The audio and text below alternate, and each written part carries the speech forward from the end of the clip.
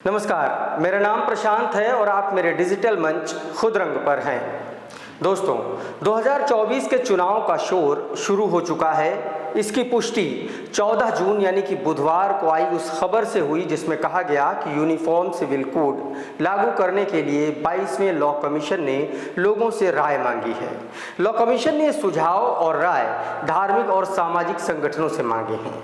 सुझाव इसलिए क्योंकि ये मामला अलग अलग धर्मों और उनकी मान्यताओं से जुड़ा हुआ है। कैसे जुड़ा हुआ है और अगर यूनिफॉर्म सिविल कोड यानी कि समान नागरिक संहिता लागू हो जाए तो इसका आम जीवन पर, आम लोगों की जिंदगी पर क्या असर पड़ेगा, ये सब कुछ आपको इस वीडियो में बेहद आसान भाषा में बताने वाला हूं। साथ ही ये भी बताऊंगा कि इस मुद्दे का राजनीतिक और संवैधानिक पहलू क्या है। ये मुद्दा 2024 के लोकसभा चुनाव से कैसे जुड़ा है, बीजेपी का इस मुद्दे से कैसा और कितना पुराना कनेक्शन है, ये सब कुछ बताऊंगा। इसलिए इस वीडियो के साथ आखिर तक जुड़े रहिएगा। चलिए शुरू करते हैं। सबसे पहले खबर को समझिए। बुधवार को पीआईबी यानी कि प्रेस इंफॉर्मेशन ब्यूरो ने एक बयान जारी किया। बयान में कहा गया कि इस मुद्दे पर जो लोग भी रुचि रखते हों वो नोटिस की तारीख से 30 दिनों के भीतर अपनी राय दे सकते हैं। यानी यूनिफॉर्म सिविल कोड का मुद्दा अब फास्ट ट्रैक हो चुका है। कयास लगाए जा रहे हैं कि चुनाव से पहले इसे देश भर में लागू भी कर दिया जाए। लेकिन सवाल यह है कि क्या ये इतना आसान है जितना दिख रहा है। चलिए सबसे पहले आपको बताते हैं कि समान नागरिक संहिता है क्या। तो सबसे पहले आप इसका मतलब समझिए, और इसका मतलब यह है कि सिविल मामलों से जुड़े जितने भी मामले हैं उन्हें एक तरह से देखा जाना चाहिए। यानी कि मामला किसी भी धर्म, जाति, पंथ, संप्रदाय या उसके रीति रिवाजों अथवा सांस्कृतिक या मान्यताओं से जुड़ा हुआ भले ही क्यों ना हो, कानून सब पर एक जैसा लागू होगा। अभी तक कुछ धर्मों के मामलों में अलग अलग कानून है। बस इसे ही खत्म करने के लिए यूनिफॉर्म सिविल कोड लागू करने की कोशिशें हो रही हैं, और आज से नहीं, सालों से। यानी एक तरह से यूनिफॉर्म सिविल कोड का संबंध सिविल मामलों में कानून की एकरूपता से है। इस कोड के तहत देश के सभी नागरिकों पर विवाह, तलाक, उत्तराधिकार, पैतृक संपत्तियों में हिस्सा, गोद लेने जैसे मसलों के लिए एक ही कानून होते हैं। समान नागरिक संहिता होने पर धर्म के आधार पर कोई छूट किसी को भी नहीं मिलती है, जैसा कि अभी तक कई धर्मों में होता आ रहा है।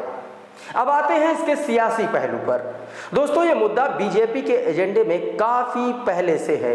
यानी जब बीजेपी जनसंघ हुआ करती थी तब से। पहली बार भारतीय जनता पार्टी ने इसे 1984 के आम चुनाव में अपने एजेंडे में शामिल किया।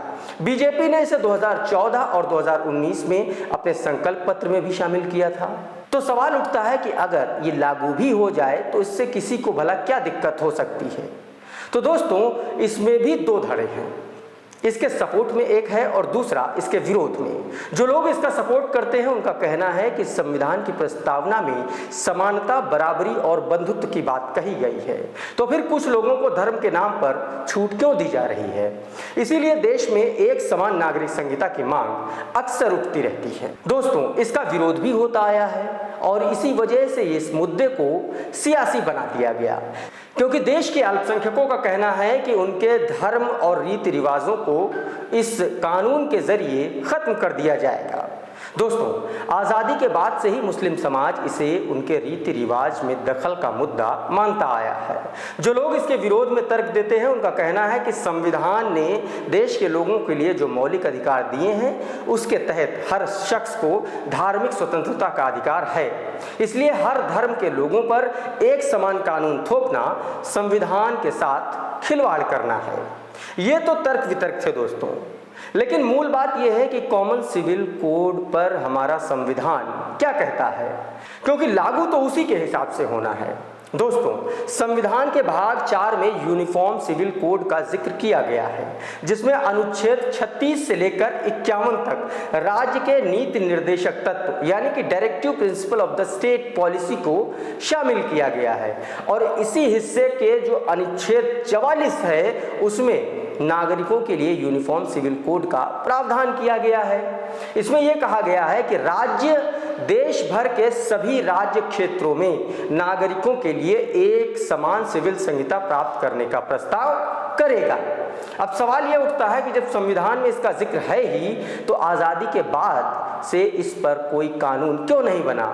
दोस्तों, दरअसल संविधान के भाग 3 में देश के हर नागरिक के लिए मूल अधिकारों की व्यवस्था की गई है, जिसे लागू करना सरकार के लिए बाध्यकारी है। और दोस्तों, दूसरी तकनीकी दिक्कत यह है कि कॉमन सिविल कोड का मसला राज्य के नीति निर्देशक तत्वों में आता है। इसीलिए राज्य अपने हिसाब से भी कॉमन सिविल कोड लागू कर सकते हैं और संविधान में साफ तौर पर कहा गया है कि यह सरकार के लिए बाध्यकारी नहीं है।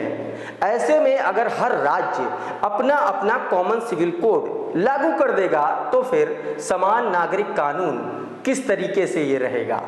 हालांकि इस मामले में सुप्रीम कोर्ट ने भी कई बार सरकार से ये कहा है कि कॉमन सिविल कोड का काम जल्दी फाइनल कीजिए, क्योंकि अलग अलग धर्मों के पर्सनल लॉज की वजह से कोर्ट में भ्रम की स्थिति बनी रहती है।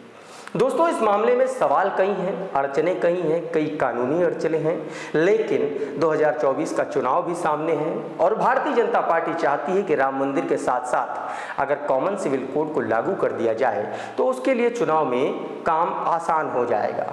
और इसीलिए 22वें लॉ कमीशन ने लोगों से 1 महीने के भीतर सुझाव मांगे हैं। कांग्रेस इसका विरोध कर रही है। हालांकि इसका काम काफ़ी रफ्तार से चल रहा है। देखना होगा कि कॉमन सिविल कोड किस शक्ल और सूरत के साथ लागू होता है, चुनाव से पहले लागू होता भी है या नहीं लागू होता है, वो भी तब जब कई राज्यों में बीजेपी की सरकारें अब बची नहीं हैं। बहरहाल, आप इस मुद्दे पर क्या सोचते हैं हमें हमारे कमेंट बॉक्स में ज़रूर लिखिए। वीडियो पसंद आया हो तो लाइक कीजिए और शेयर भी कर दीजिए। चैनल को सब्सक्राइब करके बेल आइकन ज़रूर दबा दीजिए ताकि सारे वीडियोस आप तक सबसे पहले पहुंच सकें। और ये वीडियो अगर आप हमारे फेसबुक पेज पर देख रहे हैं तो हमें फॉलो कर लीजिए। बहुत बहुत धन्यवाद।